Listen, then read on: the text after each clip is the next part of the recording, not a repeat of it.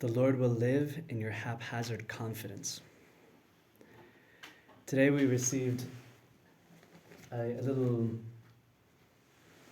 I guess you'd call it a little voicemail from a friend who had an experience of doing apostolate, of having experience of talking to others about God. And it was so encouraging to see that he was confident, that he wasn't ashamed of his faith. They were asking him about his scapular, and they were saying, "Oh, is that a scapular? A scapular?" He's a scapular. Yeah, that's what I have on. He was explaining it to them, and he was in his element. You know, he was explaining things. He talked about the faith, and he was living trusting in the Lord, and he saw it as like God was acting in his life. This morning and this evening, I was considering that I was presenting to the Lord in the Blessed Sacrament, and I was asking him, "What do you want me to change? Like, how can I please you more? How can I be more pleasing? How can I make the Virgin Mary smile?" And I actually wrote down the question, and then I just had my Bible in front of me, and I started to listen to the suggestions that just came to my head. Because a lot of times the Lord works and he speaks into the conscience through one passage, through another passage, through the events of one's life. And the first phrase that came to me was, "Bring the fishes that you have just caught." It's a quote from the Gospel of John with the miraculous catch. And it was as if the Lord was telling me, talk to me here in front of the Blessed Sacrament. Talk to me about those who you're carrying in your heart. Bring those to me, the ones who you're holding in your heart, the ones you're thinking about, the young people you meet in the schools, the people you meet in the supermarket, people you meet in your daily basis, your brothers. Bring them all to me. Present them to me. The phrase I shared at the beginning of the homily is a phrase which I also have in my heart, and which also came to me. It's a phrase from the book of Proverbs. Proverbs chapter 3, verse 25. It says, "Do not be afraid of sudden terror or the banner of lawlessness when it comes." You can imagine what that means, banner of lawlessness. I think we still see those type of banners nowadays. They come in many colors. "And the banner of lawlessness when it comes, for the Lord will live in your haphazard confidence." You can also translate it as, "The Lord will thrive in your haphazard confidence." In other words, the Lord is waiting for those who live knowing that he's going to act. It says in the psalm which we repeated today in the Mass, Psalm 37, verse 5, "Trust in the Lord, commit your way to the Lord, consecrate yourself to the Virgin, and she will act." God will act. It's so important, the fact that I thought it was beautiful how this young man, the conversation started because he was wearing his scapular. It's just a simple symbol. He didn't take it off because he doesn't take it off in the pool, he doesn't take it off in the beach, he doesn't take it off anywhere. And it became a symbol. And notice the fact that the scapular is already a symbol of pertaining to Our Lady. Whoever dies wearing the scapular will not suffer eternal fire. And he's wearing it with faith. He's recognizing, look, this shows that I pertain to the Virgin. And notice how the Virgin Mary used it to act. Even the other day, was it yesterday? Yeah, yesterday. I remember we're in the schools, and I had actually written in the diary that we keep as the brothers, I was saying how tomorrow we're going into a school for the first time. And I wrote into it, I said, we're going to entrust everything to the Virgin. Vamos a encomendar todo a la Virgen. And I was so impressed that in the first, the second class that we were in, they were just barely in the school, a couple of minutes, so to speak. And at the end of it, one of the girls who was listening so intently, it was just beautiful just to see, she leaned over and boop, from around her neck, her miraculous medal appeared. a symbol of consecration to Our Lady. And she just, she like put it away, but she was happy about it, that it had come out.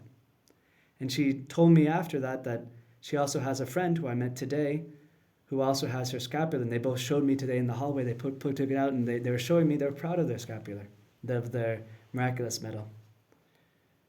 But for me, that was a sign of how we had entrusted it to Our Lady and how Our Lady had acted. And for me, it was reminding me of all these biblical passages. Like, all of them have been coming to my head. And this is something, I'm talking about it, I'm preaching about it, but it's also something that I really want to live. There's a moment when Enrique de Osso, he's a saint from Barcelona, recently canonized by John Paul II. Recently, a couple years ago, but relatively recently. And there was a moment when, I don't know how much they had like a money crisis, because Gaudí, the one who made the cathedral in Barcelona, he was like tight for money, and they needed a certain amount of money to just different situations for the schools and everything. And it was a big sum. It was, I don't know if it was like $5,000, something like that, which would have, or probably was like more like 50,000. Anyway, a big amount of money. And he said to the sister, Enrique there said to the sister, go pray about it in the chapel, and then check the mail again, and then check the money thing, or whatever, the thing that they had for money in the convent. And she's like, look, I already checked it like 5 times today. There's nothing there. She's like, just go to the chapel. It's not going to hurt. So she goes to the chapel, and she checks it again. And he continued in his office, and she comes running into the office and says to him, there's a check for the amount that we needed. And notice, I think this is the brilliant part. This is the part I'm trying to emphasize. It wasn't just that story. This is the part. This is the important scene. He says to her, she's like jubilant. She's like over, wow, this is amazing. And he's like, if you had more confidence in God, you would see a lot more things happening. In other words, he wasn't jubilant. He says, this is normal. This is like the status quo. This is how things happen. Because Our Lady is alive, Jesus is alive, and they want the salvation of souls, and they want more fish more than you do. And I think it's fascinating, because like these saints, like Don Bosco, there's another moment when he gets mad at not mad, he never gets mad, not even at the kids, but he says to them, like, if you had faith, like, more things would happen. If you had faith, more things would happen. There's a moment when John Bosco, at the end of his life, he has a dream, and there's this like huge hall, and it's stuffed with young people. Comes to my head, recently Brother Stephen was in a school, and he was balancing a desk on his chin at a lunch break, and he says that there wasn't room to move in the room. There were so many young people who had swarmed into it. That was the idea. So Don Bosco is in a room like that, experiencing what Brother Stephen experienced the other day, and he experiences like, these are their souls who are coming with you to heaven. The following day, he had another dream.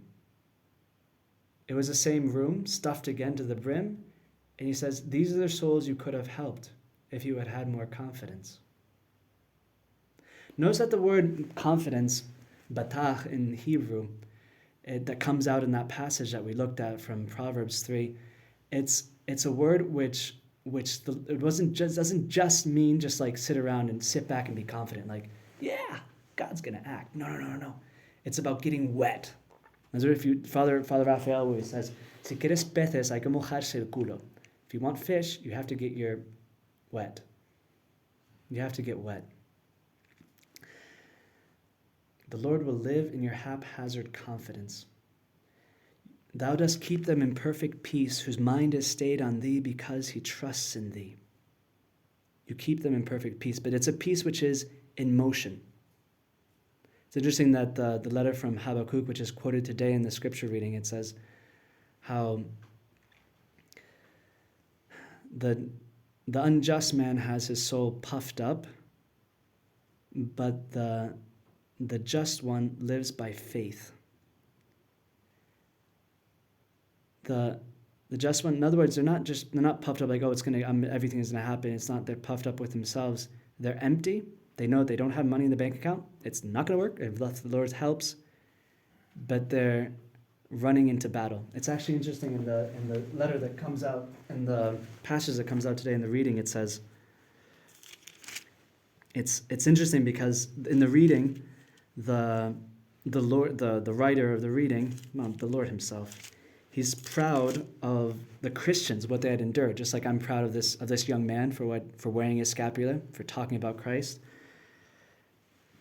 He says, remember the days past, in other words, what just happened, and you had been enlightened, and you endured great contests of suffering. At times you were publicly exposed to abuse and affliction. At other times you associated yourself with those so treated. In other words, with those who were wearing the scapular, you said, look, I also go to Mass on Sunday. I'm not ashamed of it. I'm proud of having faith. Faith is the best thing that ever happened to me, and I want to be with that God. You even joined in those suffering in prison, and joyfully accepted the confiscation of your property, knowing that you had a better and lasting possession. Imagine like the first Christians, how many of them lost their property. The first Christians were poor because that happened. Like anytime you carry the least that could happen to you, you lose your property, everything. And look how he talks about them, how the apostle says how he's just so proud of them. But he doesn't end there, just it's like, oh, well done. He says, remember that, therefore, do not throw away your confidence.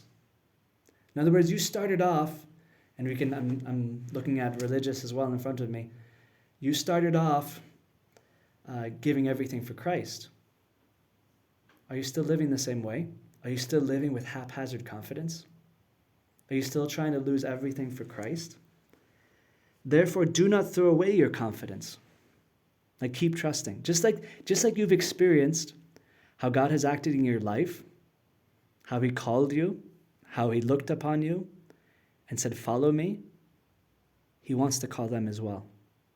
Like he wants to come into your life with all the strength that the Holy Spirit comes as a rushing fire. Therefore, do not throw away your confidence. It will have great recompense. You need endurance to do the will of God and receive what was promised. For after just a brief moment, he who is to come shall come. He shall not delay. In other words, this life passes very quickly. And we can die any time. But my just one shall live by faith. That's a passage that we're referring to. My just one shall live by faith, and if he draws back, I take no pleasure. This is not in the Hebrew, it's in the Greek. And it says, in other words, it's adding, if he doesn't jump into the ocean and fish, you're not making me happy.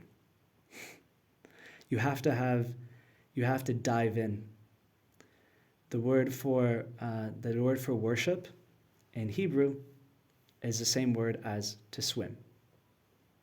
In other words, the idea of like jumping in and having that confidence is an act of love of God and of Our Lady. Like the Lord is expecting that. The Lord desires that. Anyway, end of story. If you want to put a smile on Our Lady's face, jump in the water, wear your scapular, wear your miraculous medal, because he's trying to evangelize more than you are. So that was like the main idea. So the Lord will thrive in your haphazard confidence.